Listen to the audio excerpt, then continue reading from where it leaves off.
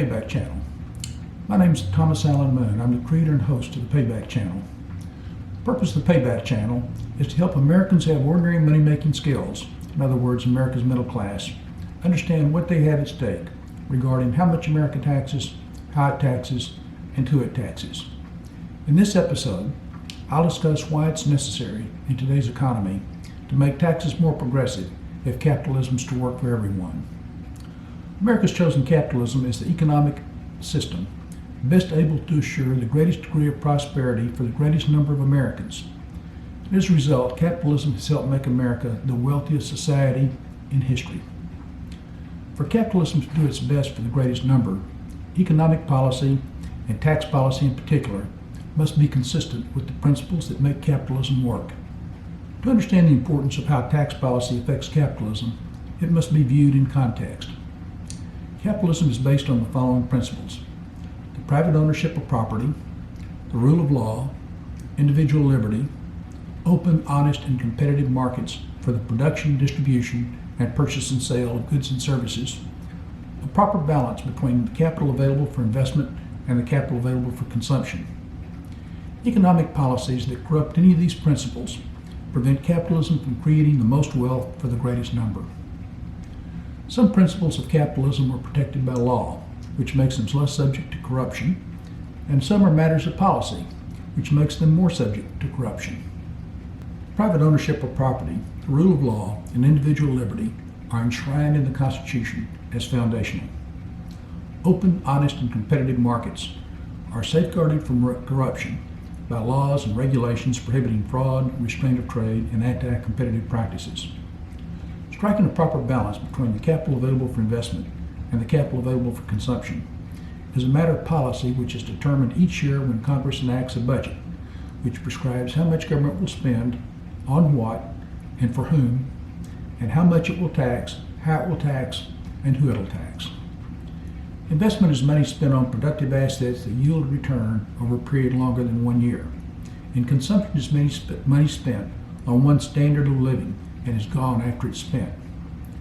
Corruption of any capitalistic principle will, to a lesser or greater extent, both retard economic growth and deprive some or many Americans of the opportunity to fully participate in capitalism's promise of prosperity. Throughout American history, two models of capitalism, the Adam Smith model and the John D. Rockefeller model, have competed for predominance in how capitalism should work in America. Adam Smith, an 18th century political economist, author of The Wealth of Nations, and the leading thinker on capitalism, championed a pure form of capitalism based on open, honest, and competitive markets free of restraints on trade. The Adam Smith model distributes capitalism's bounty among the greatest number of Americans based on free markets and individual merit. When thinking of Adam Smith model, think of meritocracy, in which all have an equal opportunity to compete for income and wealth. John D. Rockefeller, the leading 19th century robber baron, founder of the Standard Oil monopoly, and the wealthiest man in the America of his time, championed a corrupted form of capitalism based on the monopolization of markets by anyone bold enough to try and who was willing to use any means available.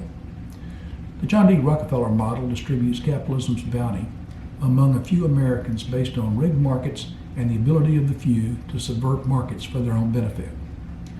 When thinking of John D. Rockefeller model, think of oligarchy, in which a few use their wealth as financial leverage to increase their income and wealth. Neither model reflects the reality of how capitalism works in the real world, but each model represents an ideal to be approximated. Since the American economy industrialized and developed modern commercial and financial markets after the Civil War, American capitalism, like a pendulum, has swung back and forth between the Adam Smith model and the John D. Rockefeller model. During the period of rapid industrialization and the immediate aftermath of the Civil War, until the Progressive Era in the late 19th century, capitalism swung closer to the John D. Rockefeller model. There was little regulation of business, practices, or markets, and the level of taxation and government spending was so low that it didn't have much effect. During the Progressive Era until the end of World War I, capitalism swung closer to the Adam Smith model. Antitrust laws were enacted which forbade the monopolization and anti-competitive business practices, and the level of taxation and government spending remained so low that it didn't have much effect. After the end of World War I, until the enactment of the New Deal, capitalism swung closer to the John D. Rockefeller model. There was fraud in financial markets, lax enforcement of the antitrust laws, little regulation of banking, and the level of taxation and government spending remained so low that it didn't have much effect. Since the New Deal and continuing through the present, capitalism has, for the most part, swung closer to the Adam Smith model. Laws forbidding fraud in financial markets, prohibiting anti-competitive practices, protecting consumer rights, and regulating banking were expanded, and the level of taxation and government spending rose dramatically with the enactment of the New Deal and having to pay for World War II. The major components of economic policy, which determine the kind of capitalism America is to have and how well it will work for all Americans, now include both the ongoing administration and enforcement of laws regulating business practices, markets, and banking, and the annual enactment of a budget which sets taxing and spending priorities. Failure to strictly enforce economic regulation exposes investors to securities fraud, jeopardizes the ability of competitors and would-be competitors to compete, stifles innovation, subjects the public to price gouging, increases the risk of banks failing, leaves consumers prey to fraud, narrows consumer choices, and puts investors, competitors, and consumers at risk for other similar types of economic misconduct. Strict enforcement of economic regulation is consistent with the Adam Smith model, while lax regulation is consistent with the John D. Rockefeller model. The failure to maintain tax and spending priorities, which result in both investors getting a sufficient share of national income to meet the demand for business investment, and consumers getting a sufficient share of national income to consume the goods and services that the economy is capable of producing, exposes the economy to a number of ills. On the one hand, too much national income going to investment over consumption has the following effects. Consumers won't have enough income to buy what's produced. Businesses will produce less than they're capable of producing. There'll be downward pressure on wages, and the risk of unemployment and underemployment will grow. On the other hand, too much national income going to consumption over investment has the following effects. Businesses won't be able to produce enough goods and services to satisfy consumer demand. Businesses won't have the capital to increase production. Interest rates and prices will rise. Those whose income can't keep up with price increases will suffer a reduced standard of living, and savers will suffer an erosion in the value of their savings. All investment consumption imbalances harm the economy, including investors, consumers, workers, and capitalists in varying degrees depending upon which way and how far the imbalance tilts. Before the New Deal in World War II, only very rarely did either taxing or spending account for more than about 5% of GDP, and so market forces were left alone to allocate national income between investment and consumption. From time to time, market forces erred on the side of investment, and at other times on the side of consumption. When market forces failed to strike the right investment-consumption balance, the economy and all Americans had to endure the consequences and wait for market forces to correct themselves. Since the end of World War II, America has, on average, taxed about 17.2% of GDP and spent about 19.5% of GDP, with both taxes and spending now headed higher. As was discussed in prior episodes, America's failure to tax as much as it spends explains why the national debt is out of control and what the ensuing dangers are. Sadly, how much, or better yet, how little, America taxes is a problem for future generations who, unfortunately for them, have no say in the matter. Focusing solely on how taxing affects the investment-consumption balance, taxes take money out of the pockets of taxpayers, which otherwise would have spent on consumption or saved for investment. Taxes taking too much money from either investment or consumption creates an imbalance that over time slows growth and deprives some Americans of the opportunity to share in capitalism's prosperity. An imbalance tilted against consumption leaves consumers with too little purchasing power to purchase what industry can produce, and an imbalance tilted against investment leaves investors with too little investment capital for industry to produce enough to satisfy consumer demand. Given that taxes now account for almost 20% of GDP, how America taxes and who it taxes have a decisive effect on the investment-consumption balance. Taxing policy isn't made in a vacuum. It's made in the context of the overall economy. To the extent that long-term economic trends are allocating too much capital to either investment or consumption, then tax policy should correct the imbalance. Otherwise, tax policy will worsen the harm caused by an investment consumption imbalance. Over the last two generations, the following trends have tilted the investment consumption balance dangerously in favor of investment. An imbalance that favors investment over consumption both prevents the standard of living of consumers from growing and results in investors accumulating wealth that can't be invested in increased industrial capacity. There's no point to increase industrial capacity if consumers can't afford to purchase the output. For the last 40 years, a small, wealthy investor class has emerged which now owns a massive amount of wealth available for investment. Having wealth available for investment doesn't mean that the wealth will be invested. Wealth that can't be invested in increasing industrial capacity is often either warehoused by investing in government bonds or spent on luxurious residences, expensive art collections, and other rare collectibles, private jets and yachts, or other playthings for plutocrats. It's a matter of common sense. Americans should consider the wisdom of policies that both retard the growth in the standard of living of the consuming class and increase the accumulation of warehoused wealth and wealth spent on plutocratic playthings by the investing class. While everyone is a consumer, only those who have substantial wealth available for investment qualify as members of the investing class. For the investing class, personal consumption accounts for only a very small portion of their wealth and annual income. For the consuming class, personal consumption consumes all or almost all of their annual income, and if a family emergency occurs, personal income can consume what little wealth they may have. Members of the consumption class range from those leading an upper middle class lifestyle to those who are just barely getting by. Today's America has a small and shrinking investor class and a huge and growing consumer class. Accumulating wealth available for investment depends on first having income above that which is spent on consumption, and second, saving and investing such excess. As the statistics will show, only a very, very few Americans have enough income to live some version of a middle-class standard of living, save for their retirement, pay for their own health care, and pay for the post-secondary education of their children, and still be able to accumulate wealth. Almost all Americans spend what they make and more just paying for their day-to-day standard of living and depend more or less on taxpayer-subsidized social insurance programs to pay for their retirement, health care, and post-secondary education of their children. For all but a very few Americans, accumulating any wealth outside the equity in their home, if that, is an impossible dream. Now it's time to pause a moment for a viewer warning. Viewers are about to suffer through several minutes of what appears to be a mind-numbing review of income and wealth statistics. Instead of being mind-numbing, these statistics should be mind-informing.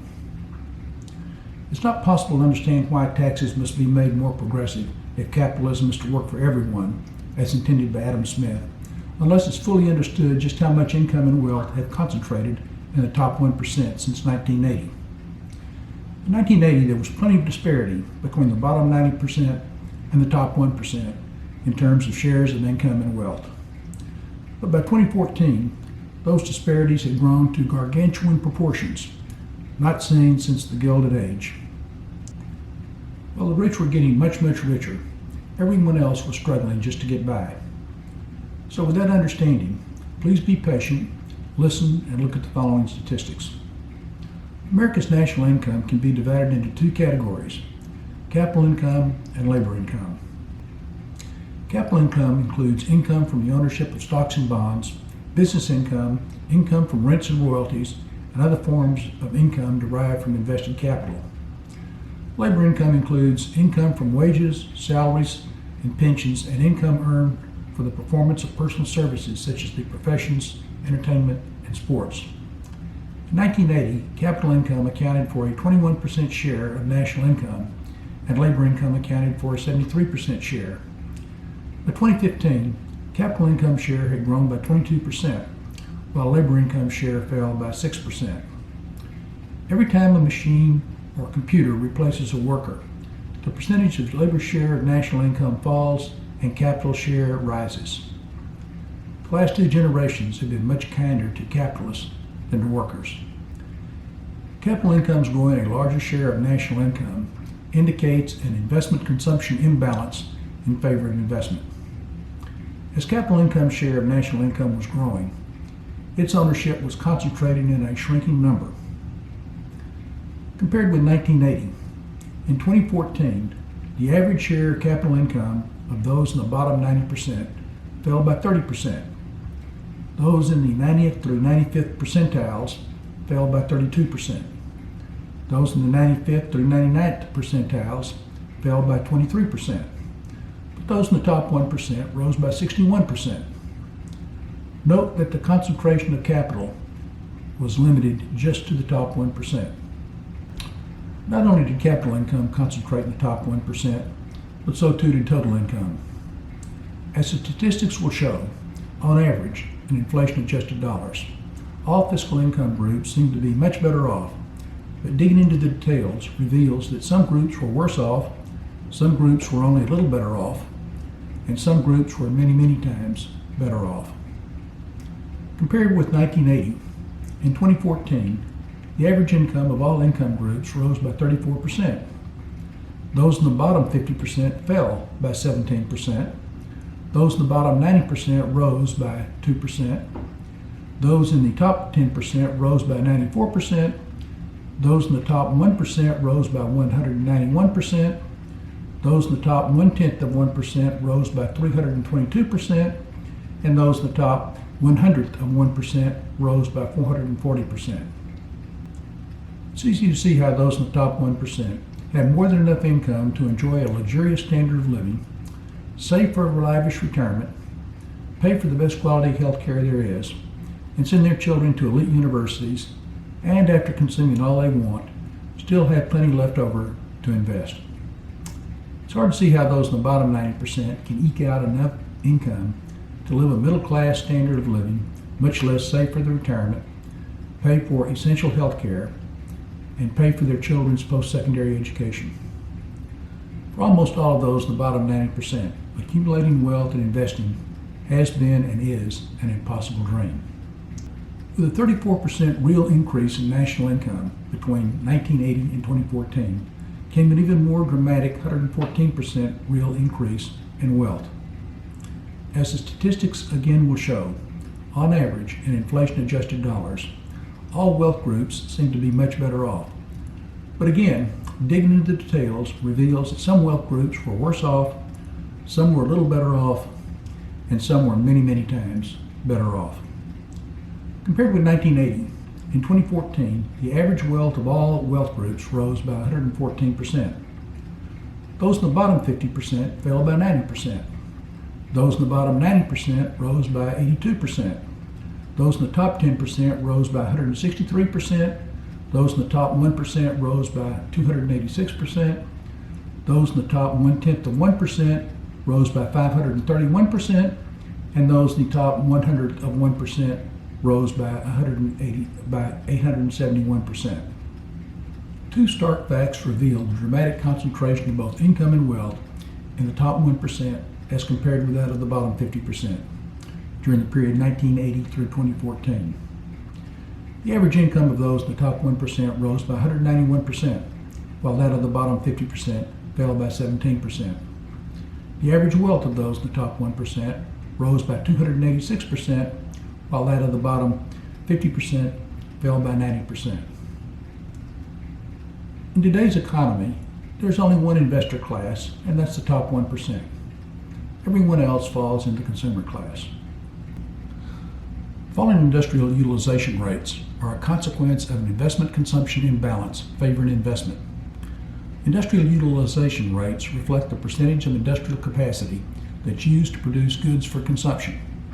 For example, an 80% industrial utilization rate means that industry is producing only 80% of what it's capable of producing, and the remaining 20% of industrial capacity is lying fallow. For at least the last 20 years, industrial utilization rates have been trending down from the mid to low 80s to the high to mid 70s. Low industrial utilization rates mean that industry is producing fewer goods than its capacity because consumers can't afford to purchase more. Fewer goods being purchased than can be produced means that consumers lack the income to purchase that which industry can produce. Consumers lacking the income to purchase what industry can produce indicates an investment-consumption imbalance against consumption. The proliferation of low-paying jobs explains in large part why consumers lack the purchasing power to buy what industry can produce. In today's economy, jobs are plentiful, but as evidenced by labor income's falling share of national income and the slow rate of growth in the bottom 90% income, many of these jobs are low-paying.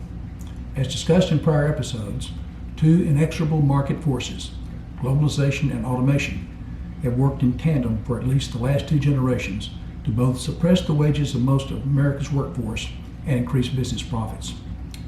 Globalization enables business to increase its profits by substituting cheap foreign labor for expensive domestic American labor, and automation enables business to increase its profits by substituting cheap machines and computers for expensive labor.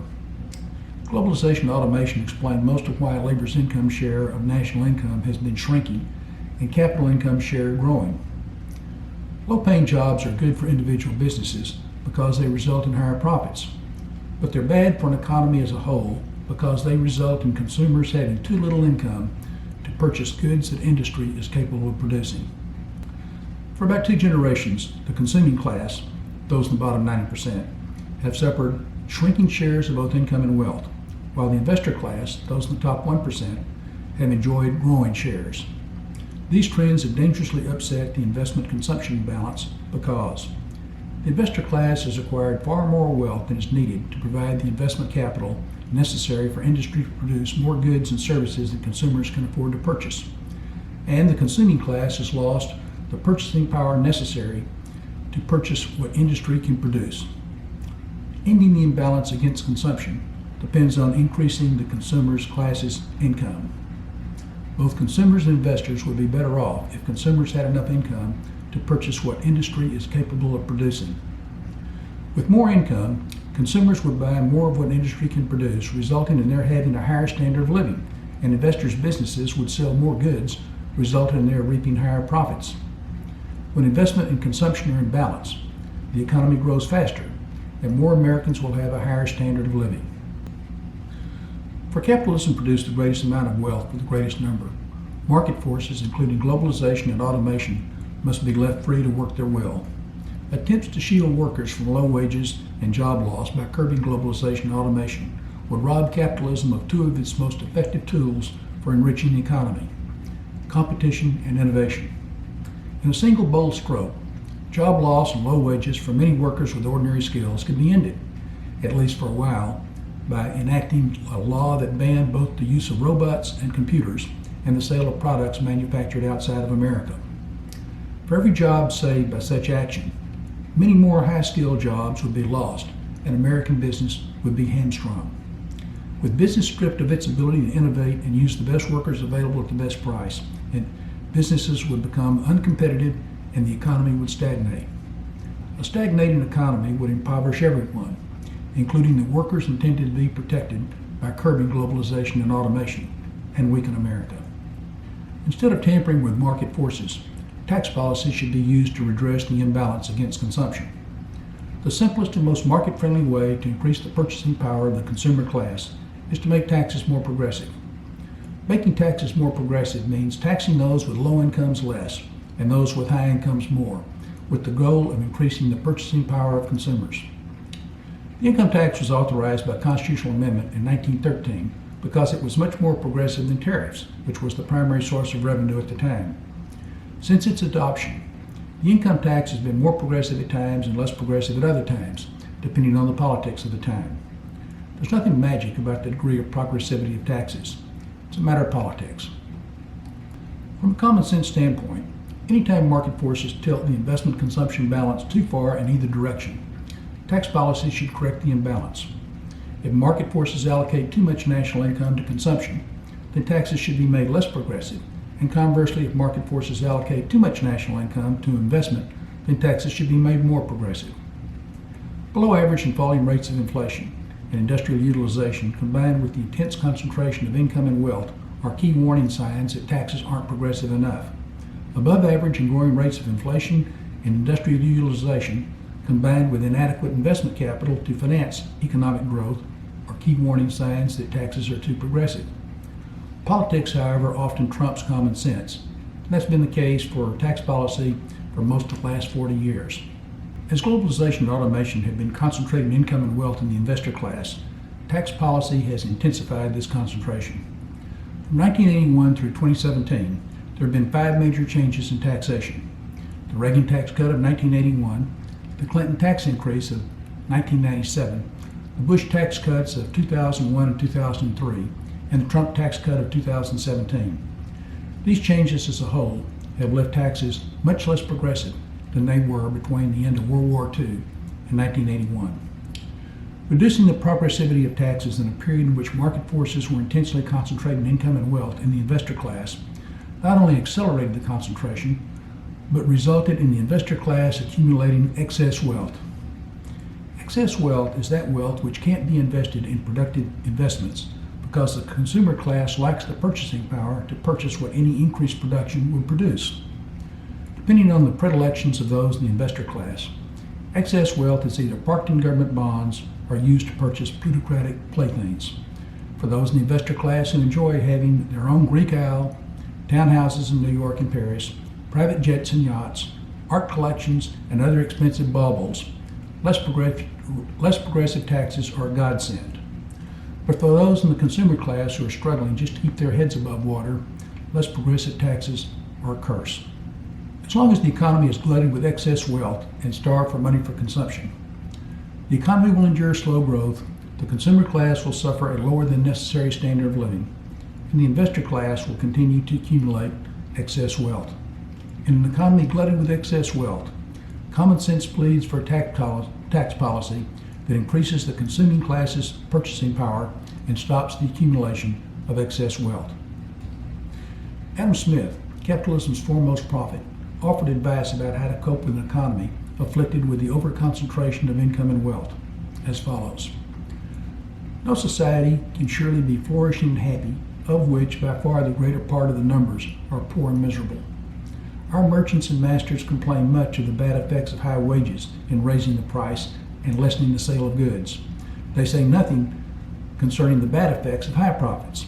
They are silent with regard to the pernicious effects of their own gains. They complain only of those of other people.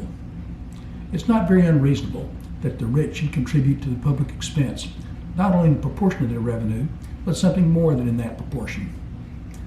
Whenever there's great property, there's great inequality. For every one very rich man, there must be at least 500 poor, and the affluence of the few supposes the indigence of the many. The affluence of the rich excites the indignation of the poor, who are often both driven by want and prompted by envy to invade his possessions. To make capitalism work for the greatest number in a period of the overconcentration of income and wealth, taxes must be made more progressive. This means that a small, shrinking, and increasingly wealthy investor class must pay higher taxes so that a large, growing, and increasingly financially stressed consumer class can pay lower taxes. In prior episodes, I've discussed the need for the redistribution of income through the expansion of social insurance and the need to rein in an out-of-control national debt. Meeting these needs will require a substantial increase in taxes. In this episode, I've discussed why it's necessary to increase the progressivity of taxes. If America's needs are to be met, then America must simultaneously increase both the overall level of taxes and the progressivity of taxes. Not since the Great Depression has America been confronted with a political challenge as daunting as this. How America responds to this challenge will determine for at least a generation whether Adam Smith's vision of capitalism providing the greatest prosperity for the greatest number, or John D. Rockefeller's vision of capitalism providing the greatest prosperity for a select few will predominate. In the next episode, I'll discuss why tax preferences corrupt both capitalism and the political process. If you're interested in learning more, please go to the Payback Book website and use its resources. Thanks for watching.